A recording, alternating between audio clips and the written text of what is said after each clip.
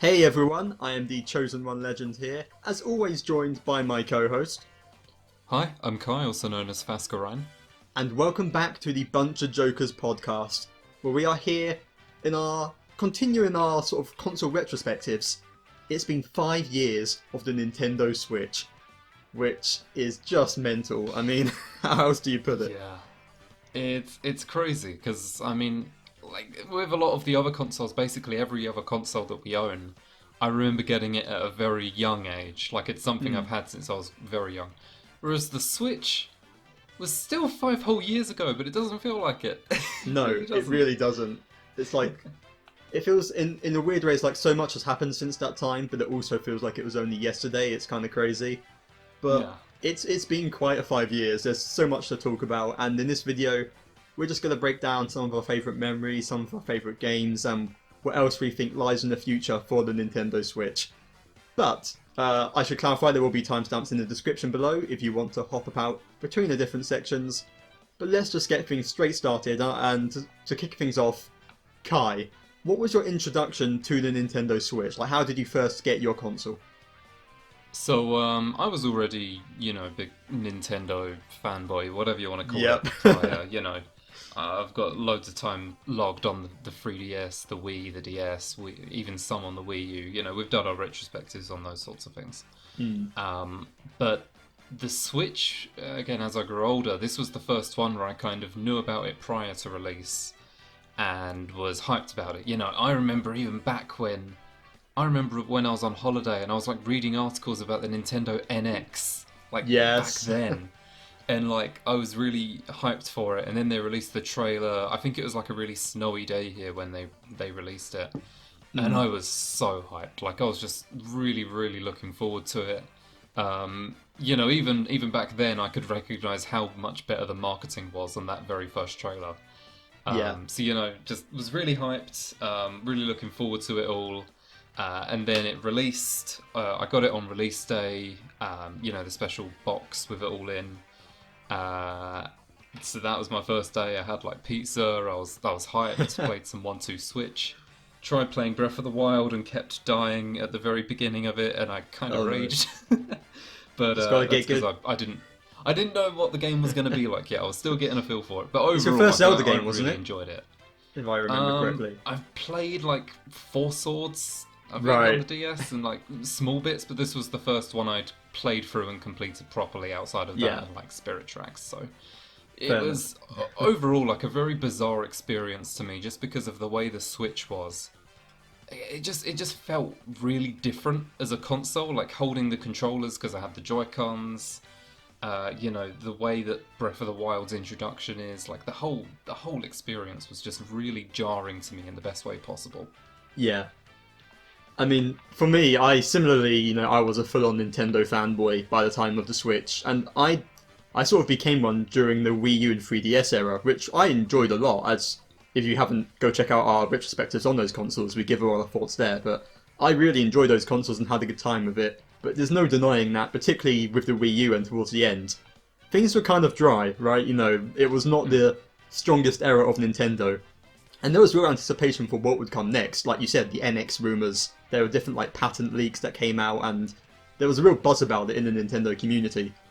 Yeah. And then that first trailer dropped, and it just immediately sold you on the console. I mean, people take the piss out of that trailer, rightfully so, because how goofy it is. Like the woman at the end who just brings the Switch to like a roof party, and there were all those memes of like, Karen, God damn it, we're trying to socialise, not bringing your Switch to the party. It's But cheesy. it really is, but at the same time, it perfectly sold that concept of here's it is on the console, now take it on the go.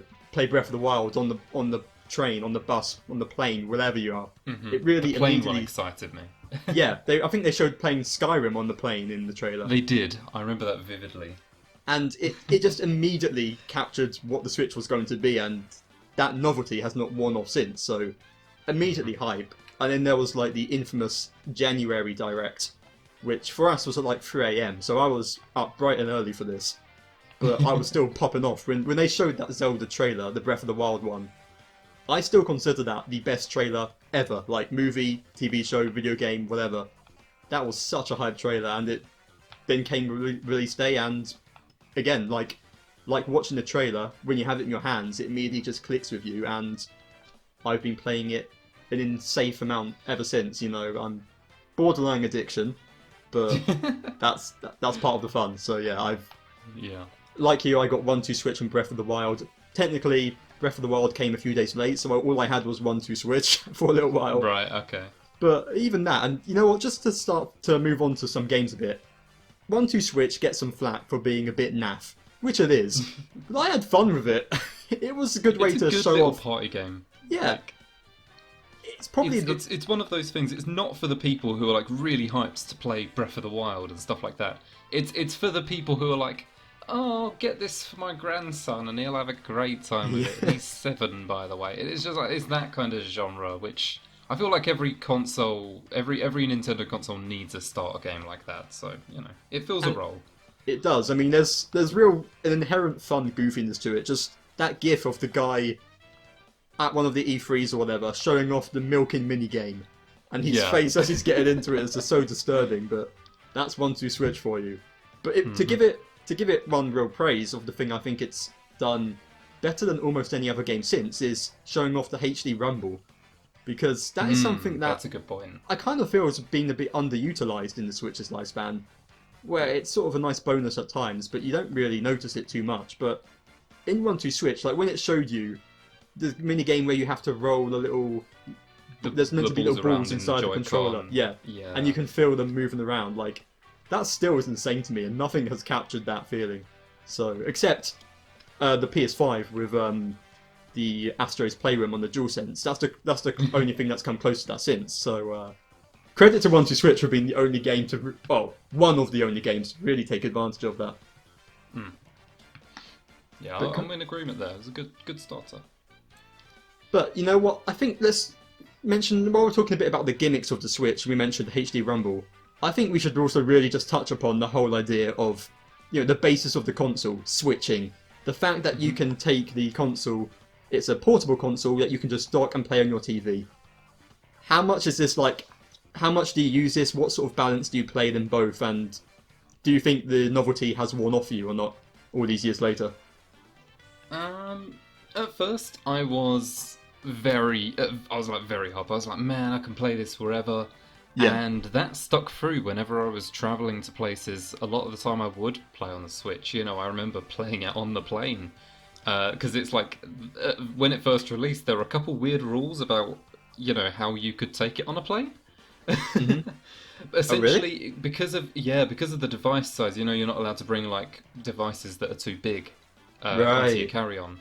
Yeah. So to bring your Switch onto the plane, the rules at first were that you had to disconnect the Joy-Cons. They couldn't be with the main console in order to bring it on. But then as soon as you're on, you can connect the Joy-Cons back on again, because it's technically, you know, the size rules. It was weird, but yeah, I didn't know outside of that, like I really enjoyed the concept. In reality, especially nowadays, I spend almost all of the time on the Switch docked. I almost never play it portable. The only time I ever do play it portable is if I'm travelling, and you know, even when I am travelling, I might just be on my laptop or DS instead.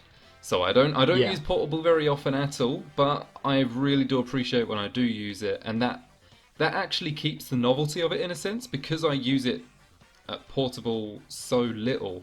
When I do use it, it kind of adds to the effect of it. So it's somehow stuck around for me, you know?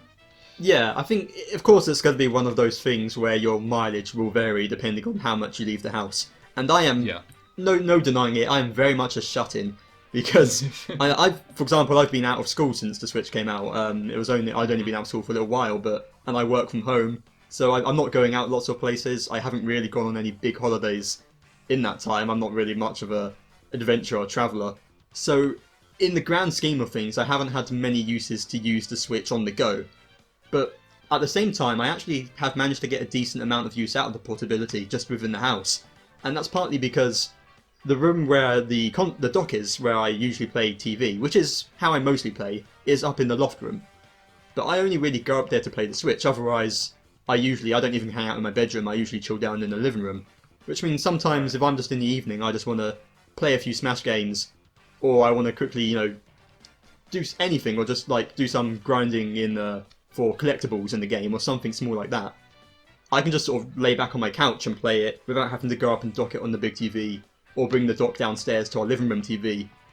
So, like, in that sense, handhelds has come in really useful for me in just being able to play anywhere on the house that I want to.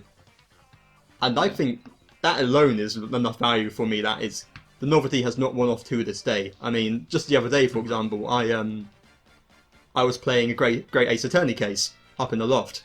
Then I had to come down for dinner, and then family were going to bed afterwards, so I couldn't be up in the loft room because it's right above where they sleep. So I could just, continue. I just put it into sleep mode, then got some headphones in, connected it, and played it downstairs on the TV, and it worked fine on the settee with a handheld mode. And yeah, it's a novelty that is never going to get old. And it's the kind of thing where we're not going to talk yet about the future, but I don't think they can drop it for the next console. There's no way they can go back from this. I don't know. What do you think about that? I would be very surprised if they did, because if they did, considering that they're kind of not doing the 3DS anymore, there would be no portability options in the next gen. I feel like they've ditched doing separate now, and they're going to try and keep it combined, like portable and docked, for all consoles going forward. Yeah. But you know what? Now we've talked about some of the games, the console's features even, let's talk a bit some of the games and the Switch's library, because holy crap, this thing has a killer library. I mean, just to break it down a little bit, in the first year, 2017, which we've talked about this several times before on the channel, it's infamous for having games like Mario Kart 8 Deluxe, Breath of the Wild, Xenoblade 2, Mario Odyssey, Mario and Rabbids, among others. Even just straight off the gate, there were a slew of releases, and compared to the Wii U's, where you'd get like a big release once, twice a year if you were lucky, especially towards the end. Yeah. It has been non-stop. How have you found overall the Switch's library of games? I mean, it's been phenomenal, really. Of course, the Wii U suffered from having a lot of good games, or some good games, but a poor console. The Wii had a lot of good games, but again, that's old at this point. But the Switch really, really did thrive. I'll admit that at first, I think it was the first year or two, I can't remember exactly, but it felt a little missing in areas. Notably how, like, at first, Splatoon 3 and Mario Kart 8 Deluxe were basically the only multiplayer games that people had. Splatoon 2, you mean? Getting ahead of yourself, Did I say? Sorry, yeah. You did say Splatoon 3. But those Splatoon 2 and Mario Kart 8 Deluxe were the only multiplayer games people had, and they were like just sort of waiting on Odyssey to release, I remember. But it really picked up after a while, and since then it's just been constant releases. Like, even going forward now, we've got so much good stuff going into the 5th and 6th year. It's just insane, like, how they've managed to keep up with it. It really has. And just, it's hard to break this down exactly, but let's say first party releases first. What are some of your favourite and most played big Nintendo games on the console? Well, my most played game on the console is one I probably honestly consider the most iconic game of the Switch, and it's Breath of the Wild. I mean, that's, makes sense. Got to acknowledge it. Phenomenal game. I've completed it quite a few times at this point. And yeah, it's just, I mean, it really does encompass the console with how good the game is on its own. I'm sure we've talked about how good Breath of the Wild is in the past, so I don't want to dote too much on it, but just having that as the opening game, it's hard to explain, but you know how I mentioned how fresh the Switch felt earlier, like the console? Yeah. Breath of the Wild felt like it matched that same freshness and strangeness in the exact same way. So I feel like it was a perfect game to open with. 100%. Just purely because of how good it was. Yeah, I mean, it's a fantastic game that, sort of gives new energy and life to the open world style of games that no open world game has actually been able to match exactly since, I don't think.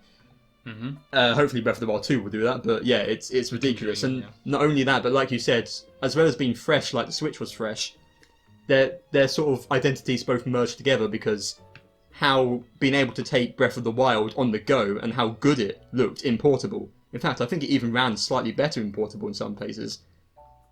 It is crazy impressive. Like that, Breath of the Wild in portable still looks better to me than some PlayStation 4 games and PS5 games do. I'm not gonna lie, just because, just pure visual design, and it never doesn't blow me away. I mean, some games like Xenoblade 2, which I don't think we need to say too much about. Fantastic RPG, of course, but that game, it suffers a bit in handheld. It's playable, but I do like some side quests or stuff. But I wouldn't want to play the main game at all in handheld for Xenoblade 2. But for Breath of the Wild, I think you absolutely could. To be honest, it doesn't feel like too much of a downgrade, which is insane. Yeah, I agree. I did actually play part of Xenoblade 2 in handheld, specifically when I was grinding for Cosmos in the post game. Yes. I played about 20 or so hours worth on handheld, and it's tricky because of how many numbers there are and things like that, how many details there are. And some games are like that, the Switch it's not perfect, but I mean, having the option alone is better than not having it, like a lot of other consoles. So absolutely. And as you gave your most played game, for me, Breath of the Wild is number 3, Xenoblade 2 is number 2, but my most played is probably one that's shared with a lot of people, Smash Bros. Ultimate, because it really was just the perfect game on the perfect system. Like Breath of the Wild, it is the best that Smash has ever been. The way it's pulled in so much and has kept going with the DLC, and having better online than the Wii U had, is very helpful with just being able to play with you guys. Now, I think one thing that particularly with the Switch is that back in the Wii U day, I had no one else to play online games with, to be honest with you. No one I knew had a Wii U. And same. Even if they did, they weren't people who were going to be playing in massive amounts with me online. But since getting the Switch, I'm particularly a year into the Switch's lifespan, when I met this community of people like you and all the others, it suddenly meant it's opened up like the possibility of online gaming with the Switch so much more, which has been great. Because I mean, even like I didn't get Splatoon 2 at launch because I didn't have anyone to play it with, so it didn't seem that it'd be much of a point. I can't argue that with Splatoon 3 now, because I know there's a heck of a lot of people who would be willing to join up and play games with on that. So yeah, it's the online functionality of the Switch. It's definitely, the online system has got some flack because this is the first time we've had to pay for online. But you know what? I've actually quite enjoyed my experience more than I have in any past system. How have you found any online gaming on the system? Honestly, like, for as much hate as it gets, I don't think I've ever found an issue with the online. Like, it's never broke for me. I don't have particularly good internet. We were talking just before the recording. Like, my internet's not great, but still, I've never had an online issue with the connection. Like, as much as people hate on it, the pricing, we've gone over the pricing in previous videos. But if you're sort of not being too dumb about it, you can get it very cheap for a lot of good benefit. Like, I don't know. I'm in support of Nintendo Switch Online because there's genuinely like not any valid downsides to it apart from, if you don't want to use it or whatever. I don't know. Yeah, I mean, I think it's good. And there's this whole sort of debate, of course, about things about is the NES Online, SNES, Nintendo 64 better or worse than the Virtual Console? And I think there's definitely something lost in the ability to buy those games, choose the ones you want, and the breadth, the bigger amount of games that were on the Virtual Console compared to this. But I also think I quite enjoy this system of the online streaming these games, because in the first place it encourages me to play games that I would not have bought otherwise. Most of these NES and SNES and Nintendo 64 games that I've been playing and mucking about in, I would never have bought back on the Wii U. I only bought like 4 games on the Wii Virtual Console, to be honest with you, because you got to limit your money. But when you're already paying this, again, in my case, £7 a year for all of this stuff, it gives me the freedom to say, okay, I may not have bought Earthbound before, but I've got it. I own it, technically. Quotation marks, own it. I'm going to try it out.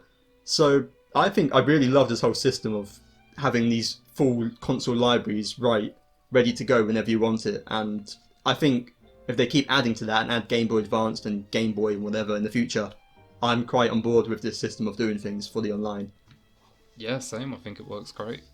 No problems. Now, we took I probably should take a note. We took a detour there, but back to the first party games. Are there any other sort of big ones that you want to mention, you want to shout out? Well, you mentioned Smash Ultimate, and that is actually the third most best-selling game on the Switch. But there are Yep. two above it, which I thought would be like the other two. They're basically the only other two main ones I wanted to talk about. Yeah. Second place being Animal Crossing: New Horizons. What a phenomenon. Yeah, now this is interesting because out of all like the best-selling games, despite this being number two, it didn't come out anywhere near launch. It released in 2020. Yeah. But because of like probably lockdown boosted this as well. But this is very much like the most popular game on the Switch that didn't come out on release. Because it's good Animal Crossing, simple as that. Yeah. Again, It you've came got at the online, perfect time. It did. It couldn't have been any better Yeah. in terms of when it released, because it just suited what was going on very well. It got both my sisters to get a Nintendo Switch, so that pretty much sums it up. Yeah, that's actually the point I wanted to make with this is that to me, this is the only game outside of release that has prompted people that much to get a Switch. Yeah. Of course, whenever a console releases, there are certain games, and you're like, oh, I got the console for this game, I got the console for that game. But into the Switch's lifespan, that's the only one where I think that has happened en masse, where lots of people have been buying a Switch and it revitalized the console in a sense, just with that one game. So it's very iconic for that reason, Definitely.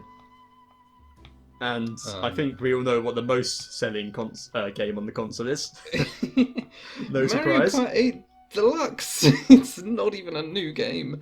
But it's so damn good still. So it is. Mario Kart 8 Deluxe is a very good game. I really enjoy it. Lots of very good multiplayer there. Of course, it's just Mario Kart 8, but with some extra things like battle mode as well as all the DLC. And it's great. I think again, this alongside Smash Ultimate, Animal Crossing: New Horizons, all of these types of games, you very much felt like these were definitive versions of the series in a sense. Yeah. Like they just all have culminated from the previous games, and they are all just very good all-round games for their series. Like they just do a very good job of what they do. There's nothing too out there and wacky like you had on the Wii with a lot of motion control games, or the DS with touchscreen games. This is just return to roots, the best edition of the game. Like that's what all these titles achieve, really. Definitely, and there's just such a big variety of different series that have got these representation on the Switch and have done better than they ever do. But usually, Xenoblade, of course, it was not nearly as popular until 2. And now Definitive Edition and 3 is coming out, and the series is thriving. Metroid Dread is doing very well, and we've got Prime 4 that many people are hyped for. Fire Emblem Three Houses really brought... the 3DS revitalised Fire Emblem, but the Switch has kept that momentum going very well. All the sort of things like the Warriors spin-offs, or ports of Wii U games and Wii games like Skyward Sword HD or Donkey Kong Country Tropical Freeze, they have just managed to basically get everything from all of Nintendo's past. There's still some things missing, we haven't got Pikmin 4 yet, you have to do with Pikmin 3 for now.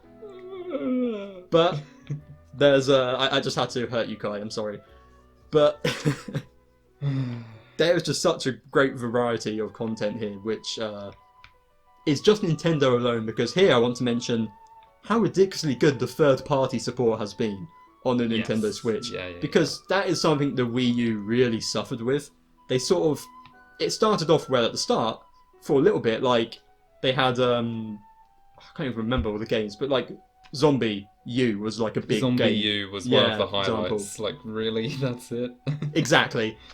That was meant to be like, hey, Nintendo are getting a different kind of game that they don't make for their launch, and they didn't get any others afterwards. Just Assassin's Creed and that was basically it. But on the Switch, we've got everything. We've got Skyrim. We've got incredible indie support from like Hollow Knight and Celeste. Mm-hmm.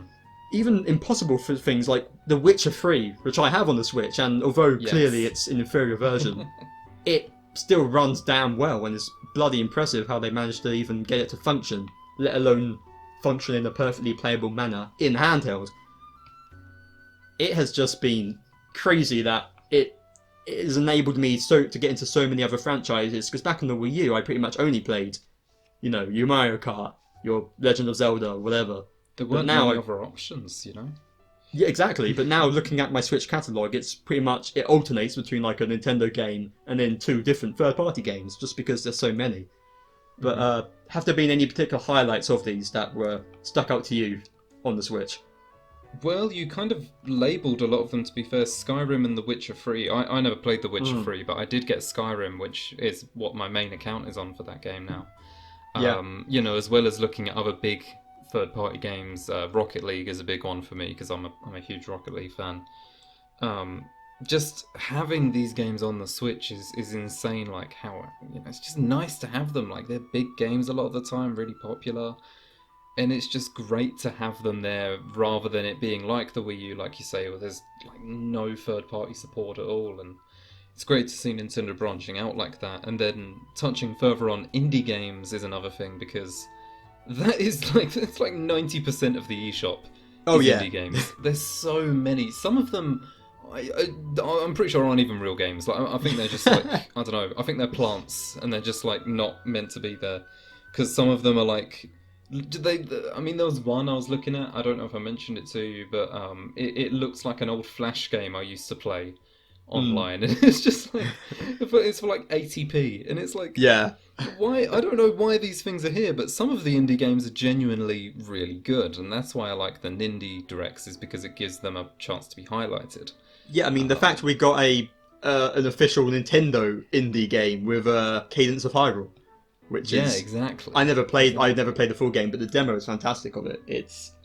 The Switch really is an indie machine, and these are the kind of, I mean, with some of the third-party games, like, or some of the bigger ones, you know, like your Witcher 3, if you've got a PlayStation 5, assuming it's not portable isn't too big a deal for you, you probably want to get it there because it's going to take more use of the power. But these indie games don't need that. They really don't need that, so they are perfect for the Nintendo Switch.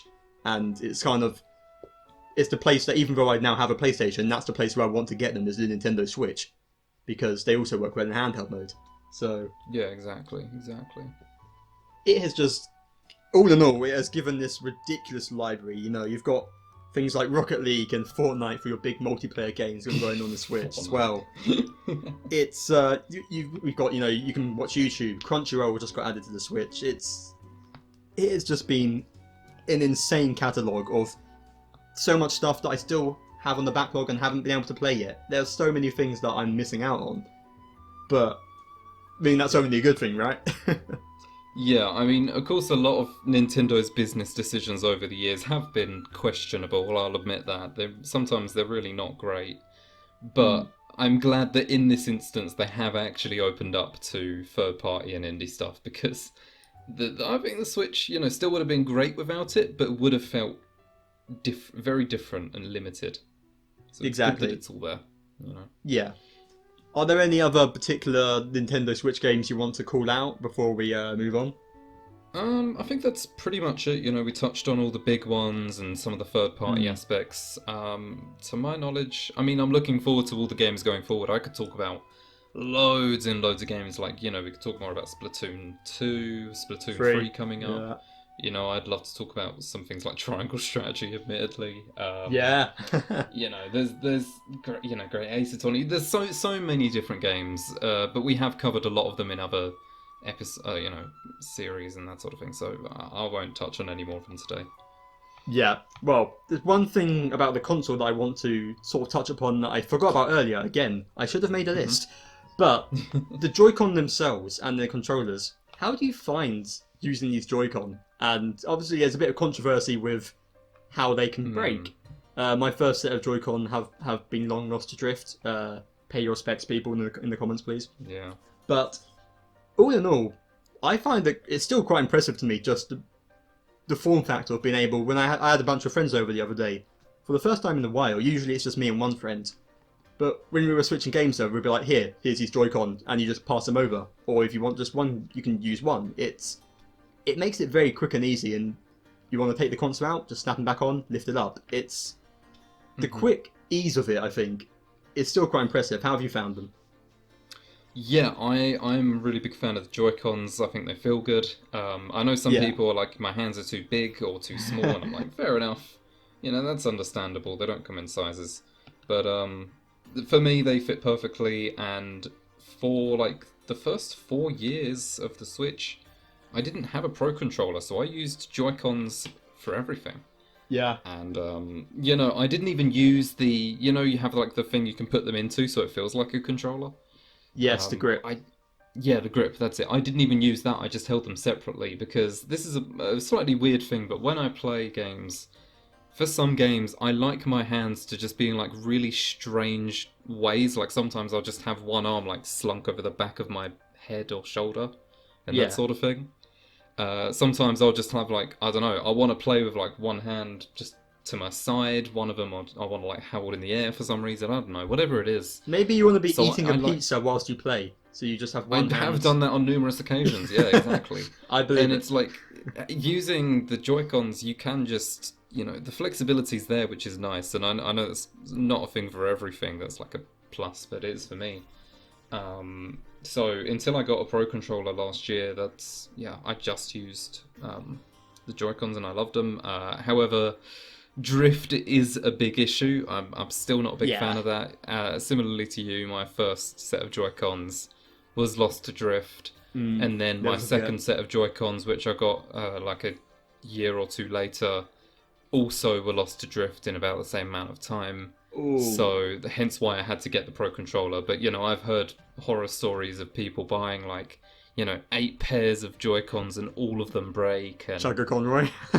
yeah, I remember seeing that tweet as well. Yeah. It's just like, I will admit that is a very big problem that I wish they did something about by now. Yeah. It's one of the biggest downsides of the Switch as a whole. But in terms of how the Joy-Cons feel when they haven't drifted yet, yeah, they're pretty good. If they didn't drift, then that'd be well worth the 50 quid. It is a shame. I think in some regards, that's sort of the price you have to pay for the ease of them. Is that because they're so small, the tech is a bit less reliable. Yeah. Is my general understanding of it. Which is, it's a shame that happens. I've only had one pair drift. My second pair, they're a bit clicky, but they haven't drifted yet. Fingers crossed. But like you say, being able to just hold them in different positions. With games like Mario Odyssey, when you throw Cappy with one hand and you can like swing both together to like do a spin move, it really makes it feel better in those. And also for games like Okami, I played it with the Joy-Con outside of the grip because it made the HD rumble in that game feel better. And it worked with like the paintbrush, so it definitely has its uses. And I think it's quite cool having that sort of form factor of, you can put them in the grip and it's a bit like having a standard controller. But then you can disconnect them and you can play Skyward Sword HD and it's like you're playing with a remote and nunchuck. You're kind of getting the best of both worlds. Not to mention put them on the Switch and then have it like you're playing a 3DS or whatever. So the functionality is always going to be the most impressive thing about them. But let's not forget that the Pro controller, if you want the classic one, I still consider that the best Nintendo controller. It's just, I know people love the GameCube. I personally don't. Sorry, GameCube fans. It's fine, but the Pro controller just feels perfectly layered out. And, I mean, it's not too complex is the thing. It does what a controller needs to do, and it does it well, and that's that. It does the job very well. Yeah, it's just comfortable and does the job. So most of my time I usually play, unless I'm doing handheld, I usually use the Pro controller. Yeah, I like in particular how they have the different styles. I have the Xenoblade 2 Pro controller, for example. Same. And also, like, outside of that, I do really like how often, like, early into the Switch's lifespan as well, how the community was making a lot of custom Pro controllers as well. Honestly, I was a really big fan of that. Like, how people were making, I can't remember the name for it, but they've got like the see-through ones so you can see the inside of the controller, and they're making custom ones for games that didn't have Pro controllers yet. And although the ones that are official are often elite in a lot of senses, like again the Xenoblade 2 one is brilliant, the custom ones were really nice to look at, especially the custom Joy-Cons that people made. 100%. It's a cool aspect of it, yeah. But in general, I think that's most of the aspects of the Switch we've talked about. It's safe to say, we have both had a fantastic 5 years with it. But the thing is, Nintendo, unlike the other retrospectives where we were saying, well, this is it, the console's gone now, the Switch is still bloody going. And apparently, it's only halfway through its life cycle or something like that, which is insane. Yeah. But, so that does raise the question we can ask with this question that we couldn't talk about with the other consoles. What do you want to see next from the Switch? So Cool. first of all, I'll pose the question of: are there any particular outlying game series you want to see come to the Switch? You know, rather than like a specific game, is there any sort of big things that you think the Switch is lacking in its library? Well, Pikmin. You want Hey Pikmin 2, I understand, Kai. To be honest, I think my life peaked when Definitive Edition for Xenoblade released. So I think I'm honestly once Xenoblade 3 releases, I think I'm just good. I don't need any more games on the Switch. I've got so many to catch up on at this point. Yeah. Honestly, in terms of like game series and stuff, I am not in much demand because there's already so much coming out, and a It's lot true. of my wants have just happened over time. So I genuinely have like nothing off the top of my head apart from Pikmin that I want more of in the near future for the Switch, like at all. Yeah, it's hard because most of the big ones we already have or we know are coming. Like, you know, we know Metroid Prime Hmm. 4 is incoming. So it's kind of hard to pick. I think one thing that would be, I mean, if you want to talk ports, Xenoblade X is obviously one that Oh yeah, would be absolutely. fitting for our channel, and I definitely would like to see that at some point. But Mm-hmm. really, I think in light of the recent news that the Wii U and 3DS eShops are dying, I think Yeah. the big thing now is the outliers from those making their way to the Switch. For example, the sequel Ace Attorney trilogy, you know, the second set of games. Yes. I want those to come there because otherwise I'm gonna have to buy them all on the 3DS, which is acceptable, but I'd rather have them on the Switch. You know, things like the Professor Layton series outside of Catch Real, because why? You know, so there's True. Very sort true. it's more so like there's less so these big new releases I want, but rather I want some of the old things that we're going to be losing access to be more accessible on the Switch. That's sort of my main hope game-wise, Yeah. I would say. That's a good point. Like, if we're going to have this console last a decade, it really should have stuff from the older consoles as well. Yeah, it's understandable that, you know, they can't use backwards compatibility with this entirely new console system that uses cartridges rather than discs and all that. That makes sense, but in that case, give us ports as much as you can. That is all I'm going to say there.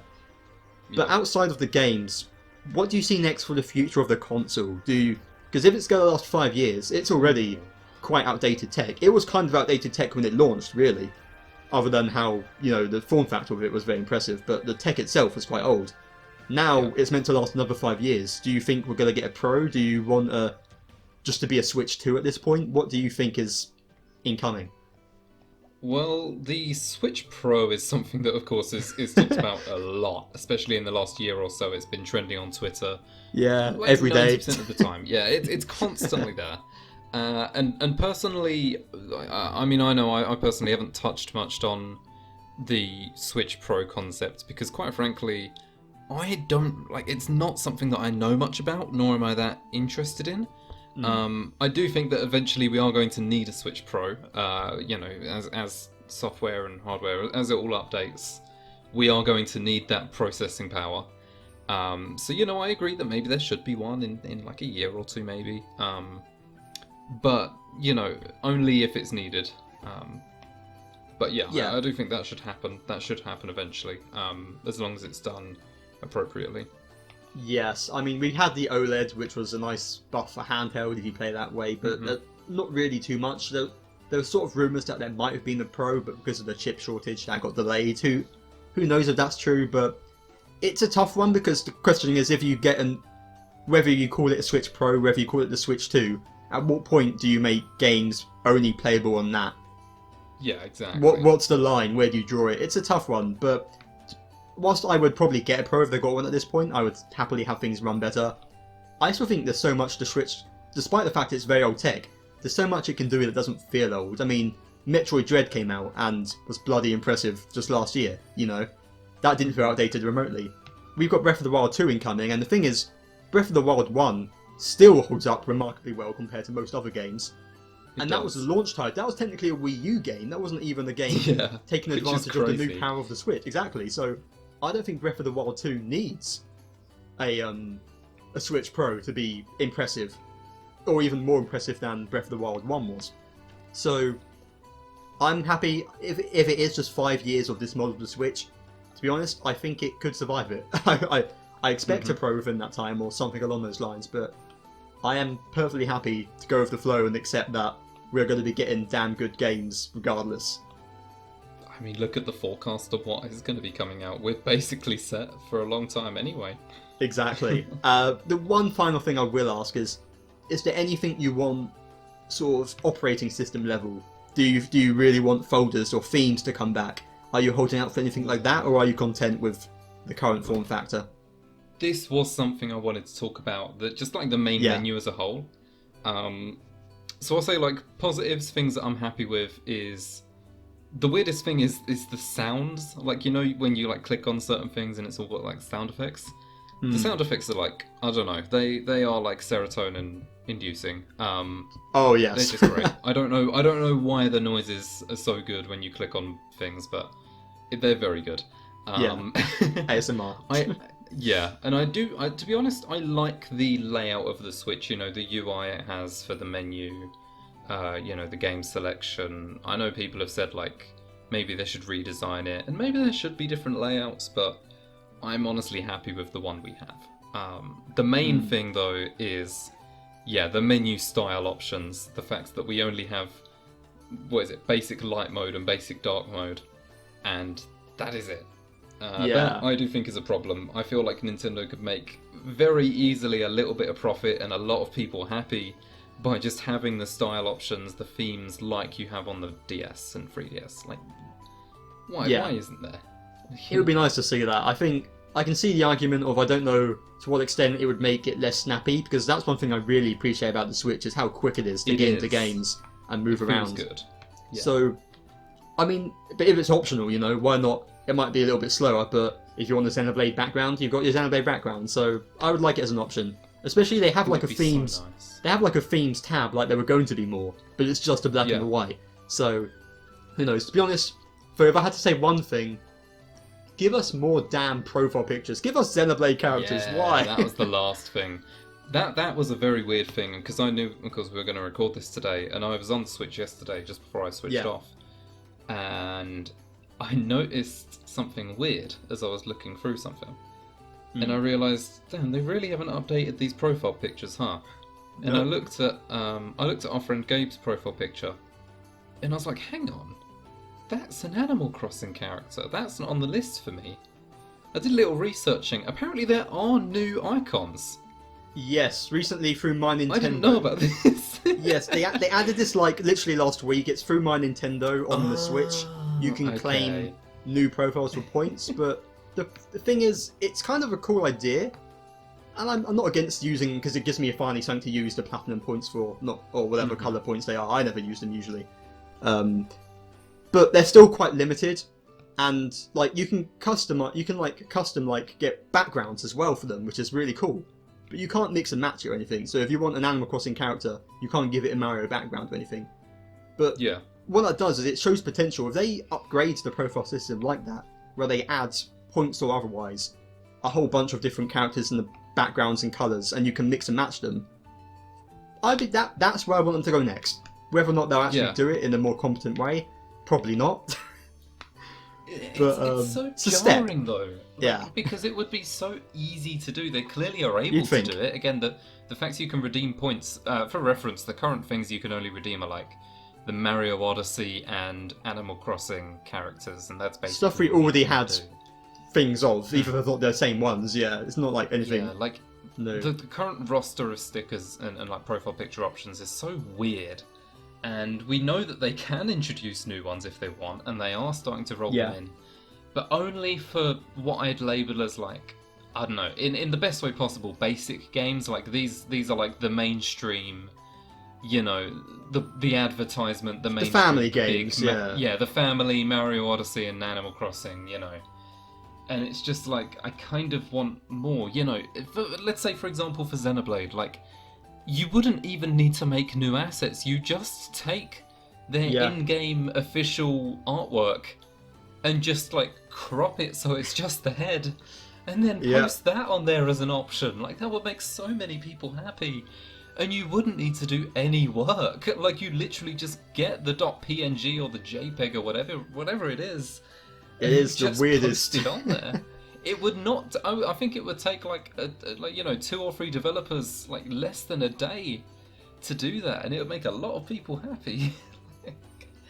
I don't know. It just seems like such an It is easy bizarre. thing that they could do, and I hope that they do start expanding on that in time, because as much as I don't mind my current profile picture and all of that sort of thing, I'm happy with it. Like, Yeah. it seems like such an easy thing to do that would make a lot of people happy. I don't know. So, to sum up this video really, and the future of Nintendo Switch. Switch Pro? Nah. Switch Profiles? Yes. Now we're talking. Exactly. But that's basically it, right?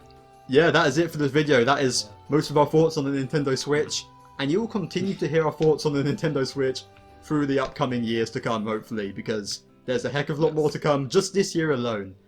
But thank you all so much for watching this video. You can of course find us on BunchaJokahs on YouTube or on podcasting sites such as Spotify, Google Podcasts, etc. under the name BunchaJokahs. And if you enjoyed this one, go check out our other retrospectives looking on the Wii U, 3DS, Wii and DS, because they were a lot of fun to do. So yeah, go check out the rest of our content, and we will have more in the future of gameplay videos. We've got some Mario Party plans, and our regular monthly podcasts and discussions. So hang around for that. But, Kai, where else can people find your content at? Twitch.tv/Fascurreyn, link in the description. Yeah, I'm currently playing through Great Ace Attorney Resolve, so spoilers of course. I will be playing through that for like the next 3 months probably, so you know, don't expect that to change much. But yeah, I'm having a blast.